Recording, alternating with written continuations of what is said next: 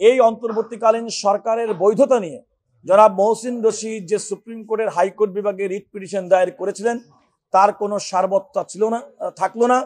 প্রকারান্তরে বর্তমান অন্তর্বর্তী সরকার যে পরিচালিত হচ্ছে জনগণের মতামতের ঐক্যমতের ভিত্তিতে সেটাই প্রকারান্তরে স্থায়ী হলো কিংবা স্থাপিত হলো।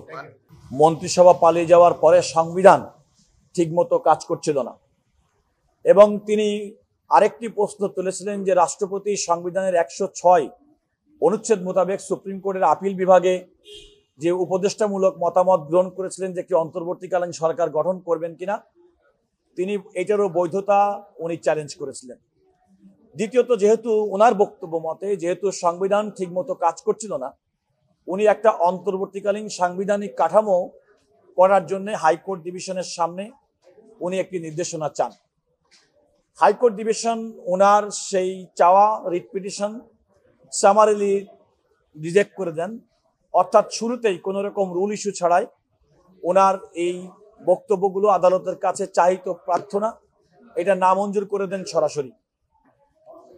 আদালত সুস্পষ্টভাবে, হাইকোর্ট ডিভিশন সুস্পষ্টভাবে বলেছিলেন যে তিনি একদিকে বলছেন যে আমাদের সংবিধান অকার্যকর হয়ে পড়েছে, আবার সেই একই সংবিধানের 102 অনুচ্ছেদ অনুযায়ী তিনি সুপ্রিম কোর্টের হাইকোর্ট বিভাগে রিট পিটিশন দায়ের করেছেন। অতএব তার এই আবেদনটি, রিট পিটিশনটি একেবারেই মিসকনসেপ্ট। দ্বিতীয়ত আরেকটি বিষয় হচ্ছে, তিনি যে বলেছিলেন যে সংবিধানের 106 অনুচ্ছেদ রাষ্ট্রপতি সুপ্রিম কোর্টের আপিল বিভাগের যে মতামত চেয়েছিলেন এটা ন্যায়সঙ্গত, বিধিসম্মত হয়নি। ওনার বক্তব্য অনুযায়ী যে বাংলাদেশের সুপ্রিম কোর্ট আপিল বিভাগের বিধি অনুযায়ী এই ধরনের রেফারেন্স শুনানির ক্ষেত্রে শুনানি যথাযথভাবে হয়নি, কোনো পক্ষকে নোটিশ প্রদান করা হয়নি।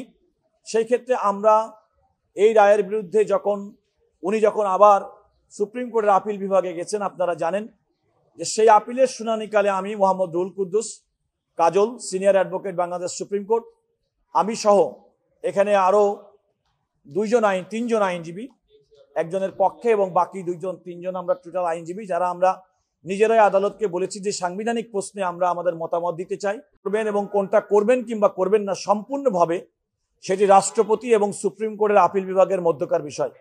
এটা আপিল বিভাগের এই সিদ্ধান্ত, এই উপদেষ্টামূলক সিদ্ধান্ত কোনোভাবেই হাইকোর্টে চ্যালেঞ্জ করার কোনো সুযোগ নেই। এটা হচ্ছে আমাদের প্রথম। দ্বিতীয়ত হচ্ছে, আমি এই সুপ্রিম কোর্টের আপিল বিভাগের শুনানিকালে দেখেছি যে 5ই আগস্ট তৎকালীন প্রধানমন্ত্রী এবং তার মন্ত্রিসভা বাংলাদেশ থেকে পালিয়ে যাওয়ার পরে রাষ্ট্রপতি তৎকালীন 3 বাহিনী প্রধান, বিএনপি সহ বড় রাজনৈতিক দল এবং বৈষম্য বিরোধী ছাত্র আন্দোলন সহ সুশীল সমাজের প্রতিনিধি, বর্তমান আইন উপদেষ্টা ডক্টর আসিফ নজরুল সহ সেখানে একটি অন্তর্বর্তীকালীন সরকার গঠন করার সিদ্ধান্ত হয়েছে এবং সেই সিদ্ধান্তের পরিপ্রেক্ষিতে অন্তর্বর্তীকালীন সরকার গঠিত হয়েছে। পরবর্তীতে বাংলাদেশে চিফ জাস্টিস নিয়োগ হয়েছে, পরবর্তীতে অন্যান্য সাংবিধানিক প্রতিষ্ঠানে নিয়োগ হয়েছে এবং রাষ্ট্র যে বর্তমানে পরিচালিত হচ্ছে সেটি পরিচালিত হচ্ছে একদম সাংবিধানিক প্রক্রিয়ার মধ্য দিয়ে। সুতরাং এখানে একটি আর্গুমেন্ট এসেছিল যে আমাদের সংবিধান কার্যকর কি কার্যকর না। সেক্ষেত্রে আমি আদালতকে বলেছি এই অন্তর্বর্তীকালীন সরকারের বৈধতা নিয়ে জনাব মহসিন রশিদ যে সুপ্রিম কোর্টের হাইকোর্ট বিভাগে রিট পিটিশন দায়ের করেছিলেন তার কোনো সারবত্তা থাকলো না।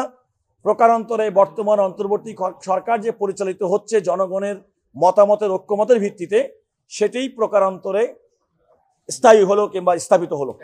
সবসময় বলে আসছি, ধরেন যে কোনো একটা অস্থায়ী এবং ক্রান্তিকালীন সময় সংবিধানে যেটি পঞ্চদশ সংশোধনীর মাধ্যমে আমাদের সংবিধানের 150 অনুচ্ছেদ সংশোধন করা হয়েছিল, কিন্তু সেটাকে আলটিমেটলি ভবিষ্যতের জন্য এই সরকারের মেয়াদকাল এবং কার্যক্রমকে অনুমোদন করতে হবে। পরবর্তী সরকার গঠিত হওয়ার পরে যে জাতীয় সংসদ গঠিত হবে সেই সংসদের মাধ্যমে এই অনুমোদনের প্রয়োজন হবে, একটা সাংবিধানিক ধারাবাহিকতা এবং সাংবিধানিক সামঞ্জস্যতা রক্ষা করার স্বার্থে।